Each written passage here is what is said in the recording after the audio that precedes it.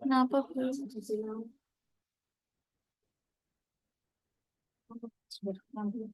Bu?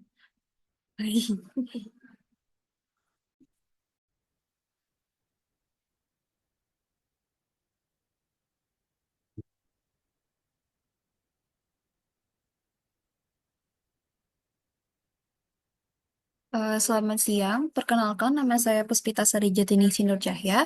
Di sini saya akan mempresentasikan mekanisme pengisian cekungan dan keterkaitannya dengan potensi hidrokarbon pada suatu cekungan sedimen. Di sini saya mengambil studi kasus yaitu pada cekungan Vienna, Austria.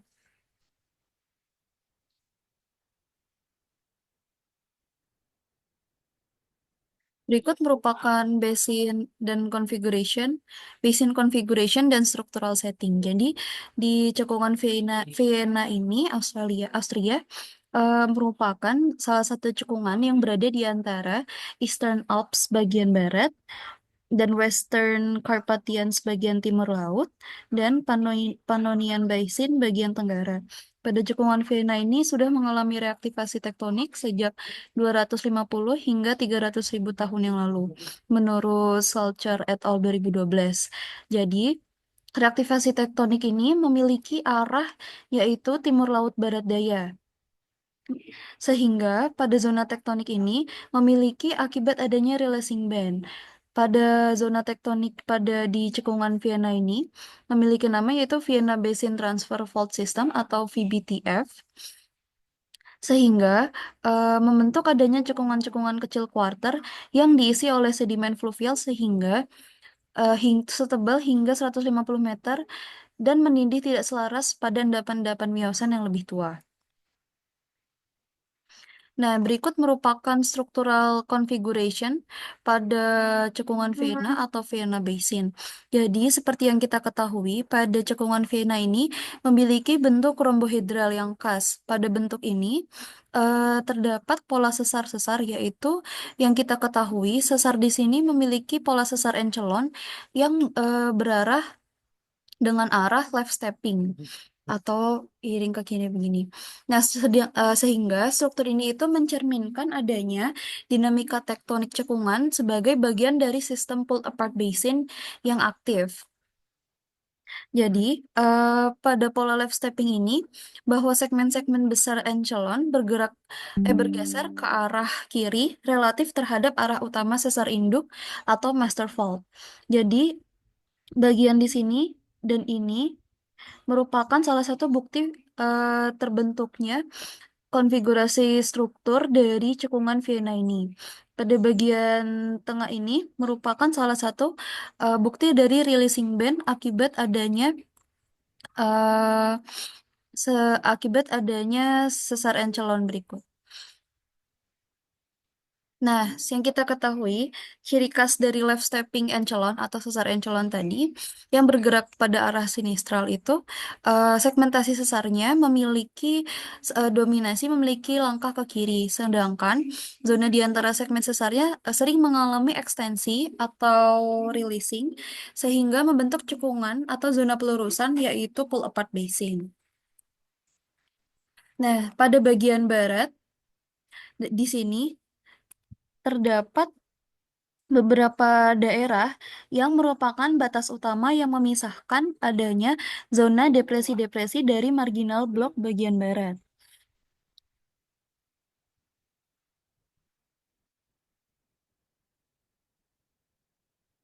Nah, dari hasil dari pergerakan sesar sinistral atau pull apart basin tadi menghasilkan zona subsiden depresi di antar sesar yang kemudian terisi oleh sedimen-sedimen yang menjadikannya sebagai cekungan Vienna atau cekungan yang memiliki potensi hidrokarbon terbesar sepanjang sejarah karena terdapat terdapat ratusan sumur yang hingga kini masih aktif untuk menghasilkan oil minyak.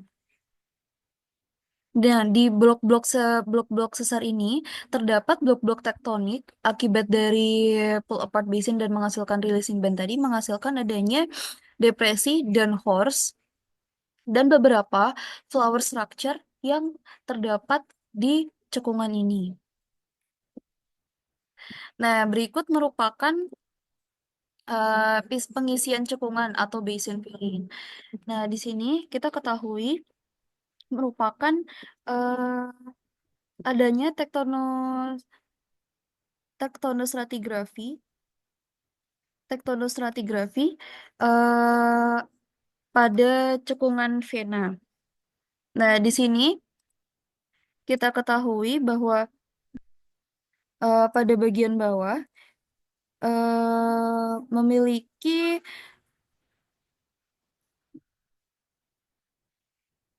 maaf, saya ulangi lagi. Jadi, di sini merupakan pengisian cekungan atau basin filling yang terjadi pada cekungan vena. Nah, pada awalnya itu merupakan terbentuk piggyback basin system yang memiliki umur awal Miosen 20,4 hingga 16,9 juta tahun yang lalu. Kondisi tektonik ini terbentuk sebagai piggyback basin di atas Thrust Belt Alpen, pegunungan Alpen pada bagian timur. Kemudian, pada piggyback basin ini memiliki merupakan hasil dari aktivitas thrust dan wrenching fault yang berada pada umur tersebut. Pada piggyback basin ini memiliki arah orientasi east-west dan northeast-southwest. Sedimentasi ini terbatas di depresi kecil dengan pasokan sedimen dari sistem delta kecil di bagian selatan. Kemudian pembebanan yang terjadi pada piggyback basin ini atau pada umur Miosen terjadi sangat lambat dan terbatas di cekungan lokal. Kemudian kita berlanjut pada fase awal dari pull apart basin.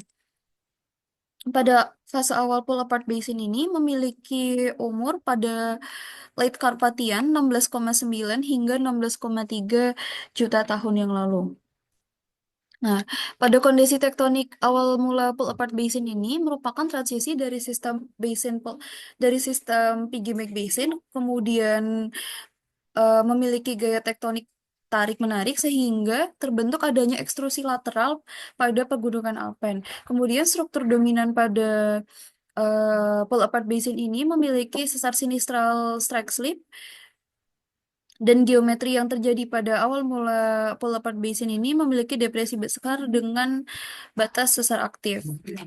Kemudian sedimentasi yang terjadi pada awal mula pull apart basin ini bisa kita lihat terdapat sistem delta besar dari selatan yang mengisi ruang akomodasi yang cepat berkembang. Nah, jadi pengisian sedimentasi pada cekungan ini itu dominasi berasal dari arah selatan pada proses pembentukan awal mula pull apart basin. Jadi kurang lebih dari arah sini. Kemudian pada subsidence yang terjadi atau pembebanan yang terjadi pada awal pull apart basin ini itu terjadi dengan sangat cepat, terutama di antara sesar-sesar aktif sehingga sedimen-sedimen tersebut itu mengisi ruang-ruang kosong yang terjadi akibat adanya pull apart basin. Kemudian pada early Badenian atau 16,3 sampai 14,2 juta tahun yang lalu terjadi sistem tektonik melambat, faulting relatif tidak aktif. Kemudian struktur yang terjadi ya pada ridge seperti Spanberg dan sedimentasi yang terjadi itu terbatas ke area tengah, sedimentasi cenderung tenang. Oke, harus pause.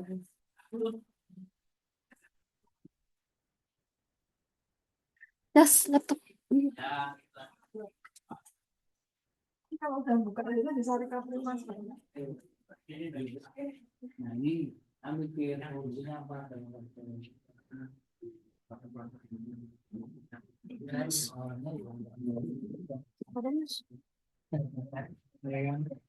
Yang ini dia tanggung. Nah, dia nanti harus sama. Itu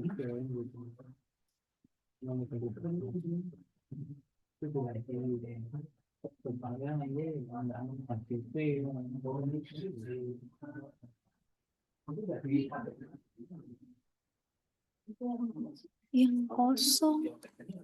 enggak disebut mas. Dipakai nggak? Biar nggak itu. Bapak lagi ngobrol. Maaf ya Bu, sebentar doang Pak.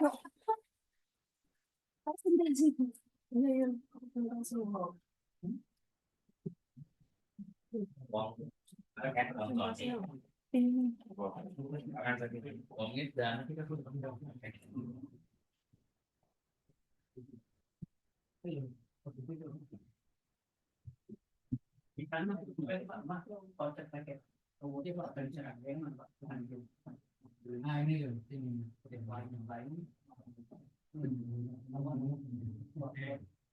lain.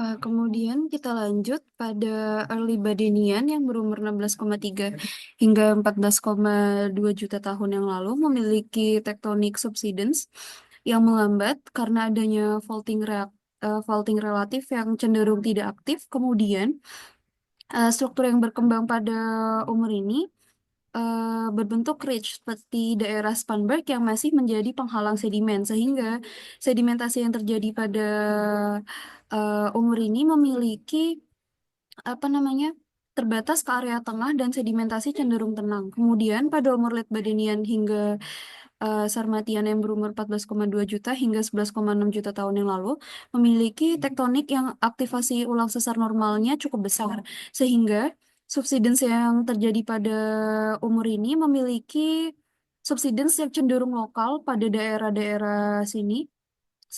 Namun signifikan terutama di bagian hanging wall dari Steinberg Fault. Kemudian sedimentasi yang terjadi itu peningkatan besar dengan suplai dari Paleo dan Lobe Delta. Struktur yang terjadi yaitu adanya growth strata yang berkembang di sepanjang sesar. Dilanjut pada umur Pannonian, 11,6 juta tahun hingga 7,8 juta tahun yang lalu memiliki kondisi tektonik yang memiliki dominasi ekstensi berarah east-west yang mengarah ke penurunan adanya rifting. Sehingga subsidence yang terjadi atau pembebanan cenderung terjadi melambat dibandingkan dengan periode sebelumnya, tetapi masih aktif di bagian depresi utama. Sedimentasi yang terjadi itu terus berlangsung dengan kontribusi besar dari Paleo dan Nube. Oke, jadi di sini merupakan gambar dari seismic section across to the area pada area yang sedang dianalisis begitu. Jadi pada bagian A itu merupakan pull apart basin system, kemudian bagian B dan C di umur Karpatian, Egen dan Otanian itu memiliki piggyback basin system. Jadi pada intinya cekungan ini itu berkembang di zona releasing band akibat adanya sesar Enchelon yang memiliki arah left stepping atau ke kiri dan menghasilkan adanya releasing band pada bagian tengah, yang mana releasing band tersebut merupakan tempat akomodasi ruang sedimentasi yang cukup signifikan. Tingginya laju subsidensi atau pembebanan terjadi antara segmen-segmen besar yang menghasilkan adanya akumulasi sedimen yang tebal. Berikut merupakan stratigrafi regional cekungan Vienna. Jadi yang kita ketahui terdapat tiga fase besar yang berkembang pada cekungan ini. Pertama, ada piggyback basin fase yang berumur early Miocene. Pada piggyback basin system ini cenderung memiliki sedimentasi yang cukup lambat dan terbatas pada depresi-depresi kecil atau Horse Graben yang berarah dominan east-west hingga northeast-southwest. Dilanjut ada pull apart basin fase yang berumur middle hingga late Miocene. Sedimen yang terjadi pada umur ini lebih luas dan subsiden yang terjadi cukup cepat sehingga disebabkan adanya aktivasi sesar-sesar geser sinistral, left stepping dan adanya normal fault. Kemudian yang terakhir ada basin inversion pada umur late Miocene hingga Pliocene. Terjadi adanya pembalikan struktur akibat kompresi dari arah east-west yang memiliki kemiripan dengan fase pertama atau umur early Miocene yaitu piggyback basin system. Jadi yang bisa kita ketahui dari stratigrafi regional cekungan ini memiliki paleo environment yang cukup berubah-ubah pada umur awal early Miocene hingga late Miocene. Pada early Miocene ini memiliki lingkungan pengendapan yang cenderung fluvial hingga terestrial, dan pada bagian timur cekungan Vienna memiliki lingkungan marine. Bagian utara, maaf. Kemudian melanjut ke umur Middle Miocene memiliki lingkungan pengendapan fluvial, marine, dan perbatasan antara marine hingga ke lake. Akibat adanya kompresi tektonik pull apart basin dan adanya sesar geser sinistral dan normal fault yang cukup dominan.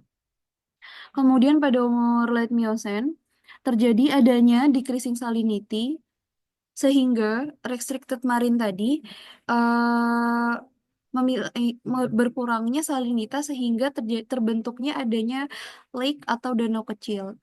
Kemudian pada akhir Miocene terjadi terbentuk lingkungan pengendapan terestrial yang memiliki kompresi tektonik yaitu basin inversion. Kemudian ini merupakan stratigrafi basin filling. Di sini saya mengambil contoh studi area pada bagian yang saya kotak merah, yaitu pada umur Paleogen basement menurut Lee and Wagridge umur 2016. Jadi di sini merupakan total subsidence dari studi area, 3D subsidence depth surface pada bagian atas, dan 2D subsidence rate map pada bagian bawah pada setiap stage.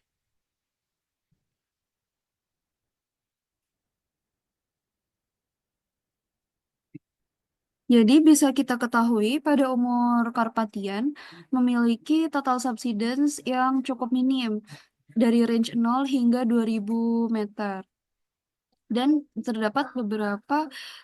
belum terdapat beberapa adanya struktur tektonika aktif yang terbentuk pada umur ini. Pada early Badenian 15,97 hingga 13,82 juta tahun lalu meningkat dari 1800 hingga 2500 meter di bawah permukaan laut.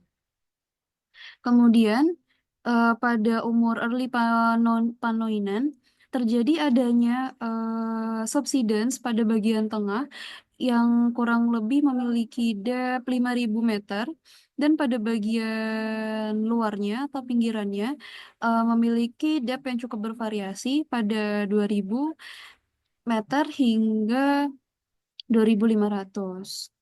Kemudian pada late Panoinan memiliki subsidence yang meningkat yang memiliki depth hingga 6000 meter. Berikut merupakan stratigrafi basin filling berdasarkan dari Peaky Fault yang saya ambil dari paper Lee dan Range 2016. Di sini ditemukan beberapa adanya struktur tektonika aktif, yaitu adanya struktur pada flower structure negatif pada sistem patahan lace, dan adanya major fault pada basin Oberschenbrunn. Di sini menunjukkan adanya perubahan signifikan daripada fase awal pembentukan cekungan pull apart basin selama pada fase Karpatian. Di sini subsidence intensif terjadi di sepanjang sistem sesar Markanevesedi dan Lase yang mencerminkan adanya pembentukan sistem cekungan pull apart basin dan akibat dari pergeseran sinistral pada sesar berarah NESW. Struktur geologi pada masa ini didominasi oleh sesar geser sinistral tipe duplex dan sesar normal listrik Enchelon yang tercermin dalam keberadaan strata pertumbuhan atau growth strata dalam data seismik yang kita ketahui. Kemudian pada fase Sarmatian ini memiliki pengaruh sesar yang cukup signifikan dan menandakan adanya berhentinya aktivitas sesar sedimenter dan berkurangnya deformasi tektonik aktif di wilayah studi tersebut. Sedimen Karpatian dan Badenian ini mengisi mengisi adanya cekungan-cekungan yang dibentuk oleh struktur pull-apart basin dan ditutup selaras oleh endapan Sarmatian yang memiliki litologi berupa batu serpi silikastik. Kemudian, pada kala Sarmatian hingga Panoinan, terdapat area subsidence dan sedimentasi yang bergeser ke arah depresi Skruwat yang berarah NS atau North South atau Utara Selatan. Periode ini ditandai oleh subsidensi ekstensional yang berarah East West sehingga em, material-material sedimen tersebut mengisi pada bagian North South. Kemudian, pada akhir kala Panoinan terbentuk beberapa depo center kecil dan zona subsiden-subsiden baru yang berasosiasi dengan lokasi cekungan kuarter saat ini. Kemudian masuk di pembahasan terakhir yaitu potensi hidrokarbon yang terdapat pada cekungan ini. Di sini saya mengaplikasikannya pada petroleum system. Jadi pertama, sosro yang terdapat pada cekungan ini itu memiliki lingkungan pengendapan yaitu berupa endapan laut dalam. Dan bagian bawah ini merupakan lingkungan dioksik hingga batial, sehingga sangat kondusif untuk konservasi bahan organik.